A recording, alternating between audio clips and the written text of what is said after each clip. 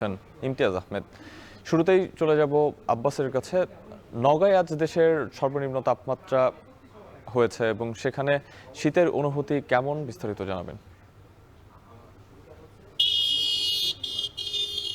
আপনাকে জানিয়ে রাখি যে যেহেতু নওগাঁ জেলার এ মৌসুমের সর্বনিম্ন তাপমাত্রা এবং দেশের সর্বনিম্ন তাপমাত্রা রেকর্ড করা হচ্ছে 6.7 ডিগ্রি সেলসিয়াস। যদিও সর্বনিম্ন তাপমাত্রা রেকর্ড করা হয়েছে, তারপর আমরা সকাল থেকে দেখছি যে এই সকাল 7টার পর থেকে সূর্যের দেখা মিলেছে। এখন পর্যন্ত সূর্য স্বাভাবিক অবস্থায় রয়েছে এবং মোটামুটি বেশ উত্তাপ বলা যায়।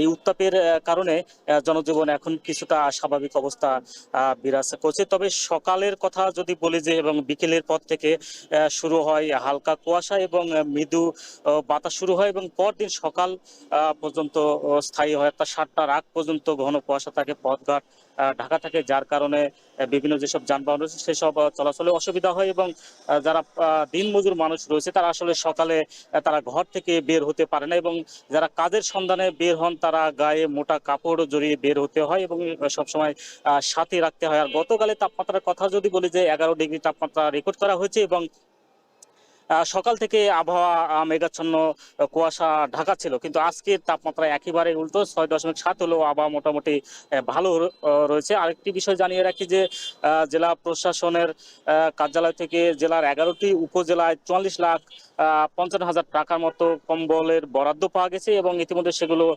বরাদ্দ করা হচ্ছে এবং প্রধান উপদেষ্টা তহবিল থেকে 30,600 পিচের মতো কম্বল বরাদ্দ পাওয়া গেছে শীত নিবারণের জন্য এবং এইসব কম্বল যেসব পাওয়া গেছে সেগুলো ছিন্নমহল হতদরিদ্র যারা পথে ঘাটে ঘুরে বেড়ায় এবং যারা গরিব মানুষ রয়েছে তাদের মাঝে বিতরণ করা হচ্ছে। আর হাসপাতালের কথা যদি বলি যে 250 শয্যা বিশিষ্ট জেনারেল হাসপাতালে এখন পর্যন্ত 230 জন ভর্তি রয়েছে, এর মধ্যে শিশু ওয়ার্ডে 40 জনের মতো ভর্তি রয়েছে। তবে প্রতিদিন আউটডোরে প্রায় 100 থেকে 150-র মতো শিশু, বয়স্ক মহিলারা চিকিৎসা নিচ্ছে।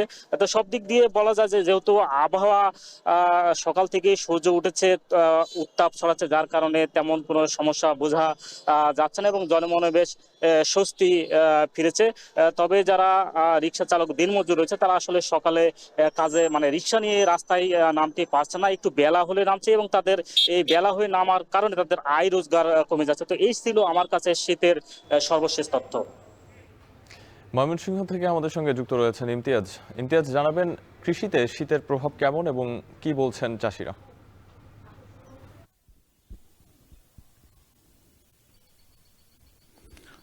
এই যে প্রকৃতির যে বৈরিতা এবং যে আবহাওয়া জলবায়ুর যে তারতম্য, যার কারণে সবচেয়ে বেশি কিন্তু ক্ষতিগ্রস্ত হচ্ছে কৃষকরা। বিশেষ করে এই মুহূর্তটায় কিন্তু বোরো মৌসুমের একদম পুরো সময় চলছে। এখানে যে বীজতলাগুলো রয়েছে একেবারে পচে যাওয়ার যে অবস্থা। আমরা রয়েছি এই মুহূর্তে ময়মনসিংহের ফুলবাড়ী উপজেলার কুশমাইলের হুরবুদা বিলে এবং এই বিলের প্রায় 250 থেকে 300 হেক্টর জমি রয়েছে। এই সময়টাতে কিন্তু অনেক জমিতেই কিন্তু চাষাবাদ করার কথা এবং এখানে যে বীজতলাগুলো রয়েছে 300-350 কৃষকের বীজতলা রয়েছে, পাশাপাশি বিভিন্ন জায়গায় খন্ড খন্ড বীজতলাগুলো রয়েছে। সবগুলোই কিন্তু বেশিরভাগ আমরা দেখতে পাচ্ছি যে পচে যাচ্ছে, হলুদ হয়ে যাচ্ছে, ছত্রাকের আক্রমণ করছে।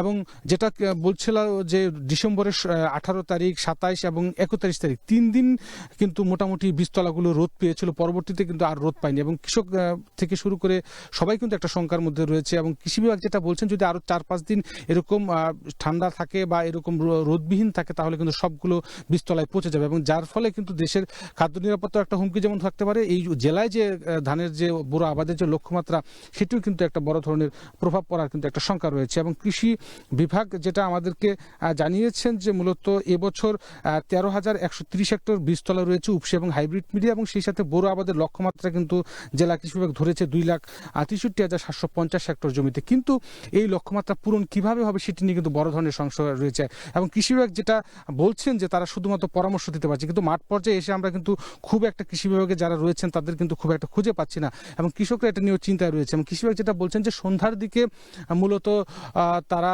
চাচ্ছেন যে বলছেন যে একটু উষ্ণ পানি, বিশেষ করে নলকূপ বা সাবমার্সিবলের পানি বা ছাই ছিটিয়ে বা যেভাবে একটু গরম রাখা যায় বীজতলা, সেই পরামর্শ কিন্তু কৃষি বিভাগ থেকে তারা দিয়ে যাচ্ছেন। তবে সাধারণ কৃষকদের মনে শঙ্কা রয়েছে তারা আদৌ কি বোরো ধানগুলো লাগাতে পারবেন কিনা। তবে আগাম ধান যারা লাগিয়েছেন তারা একটু স্বস্তি মাটিতে রয়েছে, এবং হাওর অঞ্চলে আমরা যেটা জানতে পেরেছি যে 50% ধান ইতিমধ্যে লাগানো হয়েছে। সব মিলিয়ে এই ছিল ময়মনসিংহের কৃষির সবশেষ খবর আমার কাছে। সাপ টানা শৈত্যপ্রবাহে বিপর্যস্ত দেশের বিভিন্ন অঞ্চল, নওগাঁ থেকে ও ময়মনসিংহ থেকে আমাদের সহকর্মীরা যুক্ত ছিলেন আমাদের সঙ্গে।